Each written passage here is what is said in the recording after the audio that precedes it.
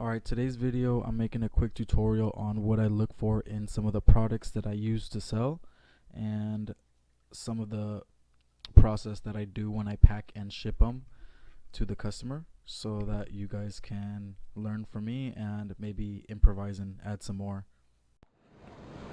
Alright guys, so I just got done selling this not too long ago. Today is December the 10th or 11th?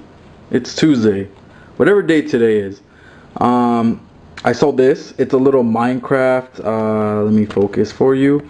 It's a Minecraft building little Legos thingy. You kind of get to build and set up multiple little what is it, like blocks. They're little blocks and you get to build them. I don't know, it's for people who are fans of Minecraft. I was reading the box and it says something like there's like 25 different possibilities or something. You can use this piece to add on to other bigger pieces of Minecraft, which actually I have another piece I can show you in a sec of an example of what this would go with.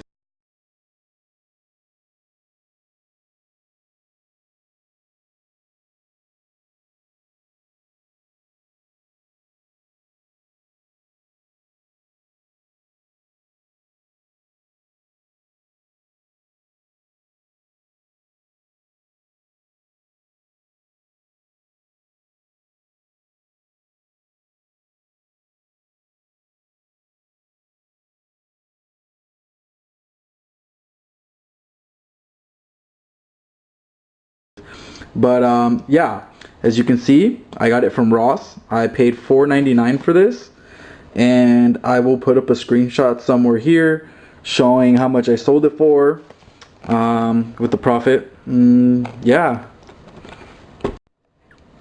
Alright guys, I'm gonna show you real quick how I take off these Ross stickers without messing them up, and how to salvage them so that if you get a return and you don't sell it within less than a month, well, you can return it for a full refund and you never took a loss. Or let's say it's past that month and they return it, well, you also don't have to really fret because you can return it for store credit as long as you have the receipt for quite some time. You have like months to do that. So you should have no issue with more than a month, because you shouldn't have a return policy where they can return it past a month. That's just ridiculous.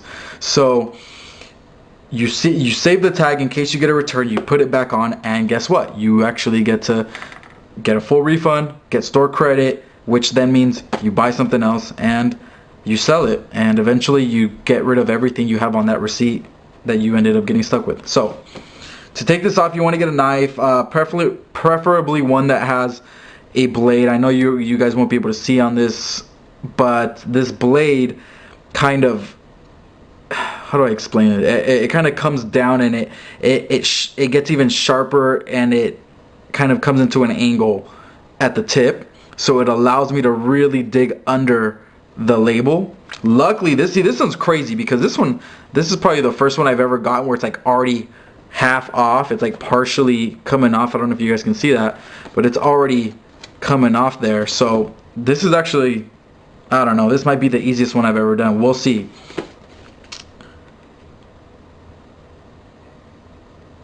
Start at the corner.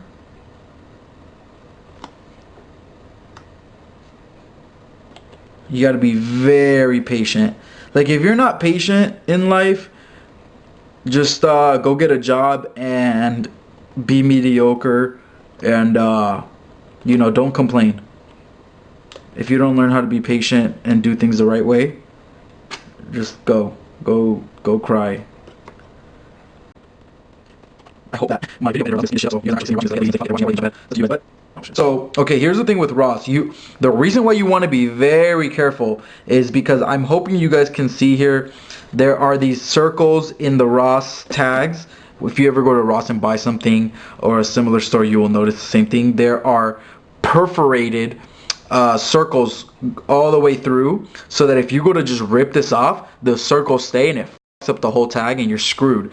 But if you do it very gently, like the way I'm showing you, you will see that it comes off in one piece, even though those circles are perforated. Now, the reason I'm explaining that is because one of those circles kind of started to get stuck, but if you always do it carefully, it won't. It'll pop up. You just gotta do it very gently. Always try to work your way around, and you'll have a better chance of not having the circles snap on you. And if they do, just be smart. Leave if a circle happens to snap off and stay there, I would probably ship it with that one circle. Try to keep it there safely. And if they return it, just fit it right back on. That's what if as long as it's right back on, the people at Ross aren't gonna like notice or make a huge fuss about it. But if it's like completely off and just ripped in half, then they might, I don't know, they might. I've never had to deal with it, but I would assume that they would kind of try to give you grief on returning it. I don't know, maybe not. Maybe they don't care whatsoever.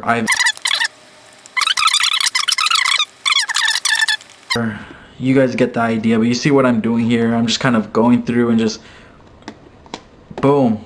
Look at that. Look at that. Look at the circles. I don't know if you guys can see them. Okay guys, the camera's not really showing it well. It sucks. That does suck because I wanted to show you, but there are these circles perforated. You might be able to see them there a little. Oh, you know what? If I show the back, you might see it actually. There you go. You can kind of see them a little better there. So if you're careful, like I said, you will get it off in one piece. And let me show you what it looks like after. Okay, so what I do is I get a piece of paper, usually something thick, something durable, and what I do is I literally stick them and I make it like my, return sticker thing for all my Mervins and Ross ones. I keep the Ross ones together. With the Ross ones, I keep the Mervins ones on another one, and I just build them up. So this is my Ross one. I try to only stick the corner, so if I get a return, it's very easy to just unstick. And I label them. You can see here, this is the R2-D2 toy I sold. This is a Nickelodeon slime. I'm gonna go ahead and label this one the Minecraft toy, and that is how you deal with that. Oh, and guys, if you come up with any better ideas of how to do this whole type of thing, storing the labels, please feel free to let me know. Break bread with me, since I'm giving you guys my initial knowledge, and I'm gonna allow you to run free with your ideas to make it better and improvise it. So to ship this thing out, I like to go the cheapest way possible. So usually doing it in an envelope and folding it down to the original box's size is going to be your cheapest bet. So what I'm going to do is this is a padded envelope. It's got the bubbles inside. I don't know if you can see it, but it fits in there. You just got to, work with it.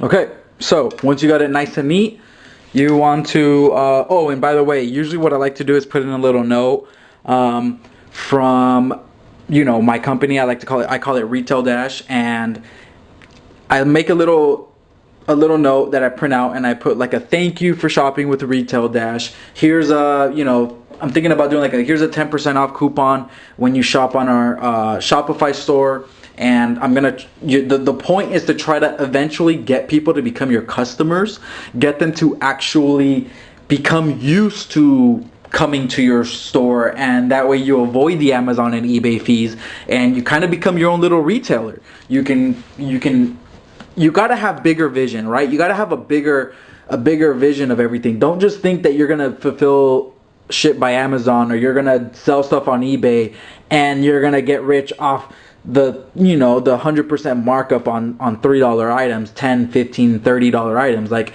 it's gonna take a big volume. It's a lot of work. This is more for fun. Like, if you're not doing this for fun, if you're not doing this just for side income and just because you love the joy, I actually get excited every time I get a product. I get joy out of being at the store, scanning the product, and be like, oh, I can sell this for a profit. And then I get even more joy when I'm sitting at work, or I'm sitting at the library, or I'm at Starbucks or something, and I get that sound from from eBay. I know you guys know it, you other sellers out there. When you sell something on eBay and you have your notification set up on your phone, you get this really cool cash register sound every time you sell something. Boy, when I hear that cash register sound, I don't care if I'm in public, I go crazy. Man, I get excited. I'm stoked. I get more pumped to go find more products. So keep that in mind, guys. You know, do little creative things that are gonna set you apart from all the other retail arbitrage and all the other flippers. So that's that. All right, when you guys get ready to ship your item, I prefer always to try to do it with USPS, with the post office, because it's a lot cheaper. FedEx and UPS is way too much. So just like you're sending mail, you want to do your return address up on the top left corner and your recipient's address here. I'm not going to show my recipient's address just because that's private, but yeah. I also forgot to mention, guys, they give these away. They don't give them away. They have them there at the post office when you go to send something out, and they are individual stickers. They are stickers that you peel off. You fill them out. You put your company name, your return address. You put your customer's name, address, and if the package is big enough, you can use these to slap them on, and it looks a lot neater, a lot more professional, rather than just writing it on the package. Okay, this is really important. You gotta find products like this. This is a Star Wars headset. It's from Kohl's, and it's important because, as you can see, Amazon doesn't let you sell but this product actually is listable by Amazon, and that means you can sell that on eBay or Amazon. That gives you a lot more opportunity, and they are selling for $26 and they're roughly $10, so there's a lot of opportunity there. Okay, and you'll know because when you click on it,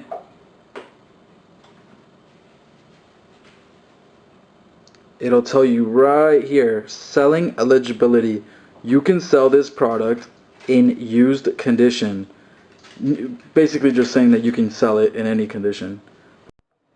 Okay, so one of the important things that I need to mention, when you're looking for products, you want to look for products like these. And what I mean by this is you want to get products that kind of are made by a specific brand and kind of have a crossover of two very popular brands or labels, if you will. So for example, in this toy you can see it's a track, and it's made by Hot Wheels using the Hot Wheels AI artificial intelligence race system. They have several tracks like this. You know, they're just not Mario themed. Basically, they have others that are character themes. Some are just Hot Wheel themed, but this is a Mario one. So this is one that's hot and has an extra edge. Why? Because one, it's Hot Wheels. Hot Wheels it's hot. It's really though, pun intended, but Hot Wheels are very popular. Even just the little cars, they flip and they sell really well. When you throw Mario Kart into it, it just kind of ups the ante. So you want to look for products like this. It really helps. Like for example, if you have a product that is maybe like Minecraft and Hasbro, which I think I have one, that stuff is key. Or something like this, Betty Crocker, big deal. This is a Betty Crocker toy set. Betty Crocker, that's a big deal. But you want to look for stuff that combines Hasbro or basically brand names with a specific type of character or toy. That makes a big difference in your sales. You know, same point. Slide made by Nickelodeon. That makes a big deal. I've already had offers for this. I've already sold some of these. Big deal. Let's see, Disney, that's just Disney. A lot of stuff is, okay, like this. Again, Star Wars, right? Star Wars, you know it's hot, big deal. Who's it made by though? Hasbro. So if it's made by Hasbro and it's something like Star Wars, you know it's going to be a good seller because it's made by a good company, and at the same time it's a theme. It's got Star Wars or Minecraft or whatever the case is. That is important. Alright guys, that wraps it up for today. please subscribe and like. And if you have any questions, please leave them down below.